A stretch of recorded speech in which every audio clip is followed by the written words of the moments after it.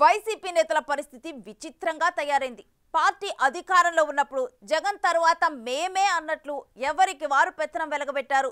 జగన్ కూడా సీజనల్ గా ఒక్కొక్కరిని ఎంకరేజ్ చేసుకుంటూ కనిపించారు. అప్పట్లో ఇద్దరు నేతల మధ్య నెంబర్ 2 వార్ ఒక రేంజ్ లో నడిచింది. ఇప్పుడు పార్టీని కనీసం ప్రతిపక్ష హోదా కూడా దక్కకుండా పోయింది. అయినా ఇప్పుడు ఆ ఇద్దరి ఆధిపత్య పోరు పతాక స్థాయికి చేరింది. ఆ క్రమంలో పార్టీలో కుట్రలు జరుగుతున్నాయని ఓపెన్ స్టేట్మెంట్లు ఇస్తున్నారు సదరు లీడర్లు. అసలు వారి లెక్కలేంటి? రాజ్యసభ సభ్యుడు విజయసాయిరెడ్డి వైసీపీలో ఒకానొకప్పుడు నెంబర్ 2 లీడర్గా వెలుగొందిన నేత. ప్రొఫెషనల్ పొలిటీషియన్ కాకపోయినా జగన్ కు పర్సనల్ ఆడిటర్ అవటంతో 1-2 సార్లు జగన్ ఆయన్ని రాజ్యసభకు పంపించారు. వైసీపీ అధికారంలో ఉన్నప్పుడు జగన్ కోటరీలో మనిషిగా విజయసాయిరెడ్డి చలామణి అయ్యారు. పార్టీ ఏర్పాటు నుంచి జగన్తోనే ఉంటూ పార్టీలో గట్టిగానే పెత్తనం చెలాయించారు. పార్టీలో జగన్ తరువాత అంతటి హోదా, అధికారం ఆయన అనుభవించారు.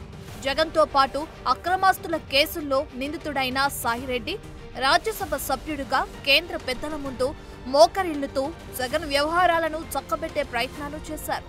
2019 ఎన్నికల సమయంలో ఢిల్లీలో క్రియాశీలకంగా ఉంటూ రాష్ట్రంలో వైసీపీ విజయంలోనూ తన వంతు పాత్ర పోషించారు. వైసీపీ అధికారంలోకి వచ్చిన తర్వాత బానే చక్రం తిప్పారు. పార్టీలో జగన్ వద్ద, అటు కేంద్రంలో ప్రధాని వద్ద మంచి గుర్తింపు తెచ్చుకోగలిగారు.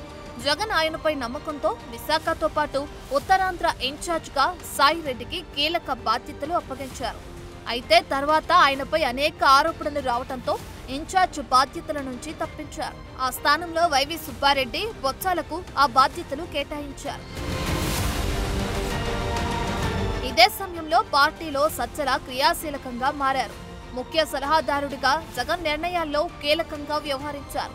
ఒక విధంగా అటు పార్టీలో ఇటు గత ప్రభుత్వంలో సూపర్ పవర్ గా వ్యవహరించారు. సకల శాఖల మంత్రిగా ఆధిపత్యం ప్రదర్శించారు. సాయిరెడ్డికి పార్టీ అనుబంధ విభాగాల ఇన్ఛార్జిని చేశారు. అప్పట్లో అది ఒక విధంగా ఆయనకు ప్రాధాన్యత తగ్గించడమే అన్న అభిప్రాయం వ్యక్తమైంది. అయితే ఎన్నికల సమయంలో అనుబంధ విభాగాలు కీలక పాత్ర పోషించేలా చూడడం కోసమే సాయిరెడ్డికి ఆ బాధ్యత ఇచ్చారని ఆయన వర్గీయులు కవర్ చేసుకునే ప్రయత్నం చేశారు. అదే సమయంలో అన్ని జిల్లాల ప్రాంతీయ సమన్వయకర్తలను కోఆర్డినేట్ చేసుకునే బాధ్యతల్ని కూడా సజ్జలకు అప్పగించారు. అదొక రకంగా పార్టీలో జగన్ తరువాత పార్టీని కంట్రోల్ చేసే అధికారం సజ్జలకు ఇవ్వటమే అన్న వాదన పార్టీలో బలంగా వినిపించింది. దానికి తగ్గట్లే వైసీపీ అభ్యర్థుల మార్పులు చేర్పుల్లో సజ్జల మాట చెల్లుబాటైంది. ఆ విషయాన్ని టికెట్లు దక్కని నేతలు అప్పట్లో బహిరంగంగానే చెప్పి సజ్జలపై తమ అక్కసును వెళ్లగక్కారు. సజ్జల పెత్తనం వల్లే పార్టీ అంత ఘోరంగా ఓడిపోయిందని, ఫలితాల తర్వాత మీడియా ముందుకొచ్చి ఆయన్ని టార్గెట్ చేశారు. అయితే ఓటమి తర్వాత కూడా సజ్జలపైనే నమ్మకం ఉంచారు జగన్. అలకబూనిన వారిని బుజ్జగించడం, పార్టీ విధానపరమైన నిర్ణయాల ప్రకటనలన్నీ సజ్జలై ప్రకటిస్తూ వస్తున్నారు. ఇప్పుడు తాజాగా ప్రతిపక్ష హోదా కూడా లేని పార్టీలో నెంబర్ 2 స్థానం కోసం మళ్లీ విజయసాయిరెడ్డి రేసులోకి వచ్చారు. గత ప్రభుత్వంలో చేసిన తప్పిదాలు, ఇబ్బందులపై సజ్జల కేసులు ఎదుర్కొంటుంటే నెల్లూరు ఎంపీగా ఘోర పరాజయం పాలైన సాయిరెడ్డి మాత్రం గతంలో వ్యవహరించిన వ్యవహారాలపై ఇబ్బందులు పడుతున్నారు.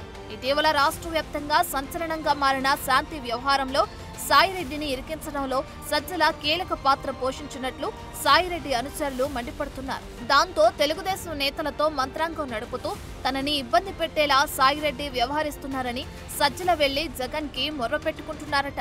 వారిద్దరి వ్యవహారం చూస్తూ వైసీపీ నేతలు తెగ చికాకు పడిపోతున్నారట. ఘోర ఓటమి తర్వాత జగనే జనంలోకి రావటానికి సంశయిస్తుంటే నెంబర్ 2 హోదాతో ఆ ఇద్దరు ఏం చేస్తారని ఆగ్రహం వ్యక్తం చేస్తున్నారట. నెంబర్ 2, నెంబర్ 3 తరువాత ముందు కార్యకర్తలకి అండగా ఉంటూ పార్టీని నడిపించాలని కార్యకర్తలు సూచిస్తున్నారు.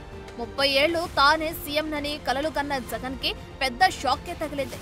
ఆయన ఎలాగూ ఇప్పట్లో యాక్టివ్ అవ్వరనుకున్నారో ఏమో, కొత్తగా కట్టుకున్న పార్టీ ఆఫీసుల్లో చక్రం తిప్పడానికి వారిద్దరూ అలా కానిచ్చేస్తున్నట్లు కనిపిస్తున్నారు. For more videos like this, subscribe Big TV channel.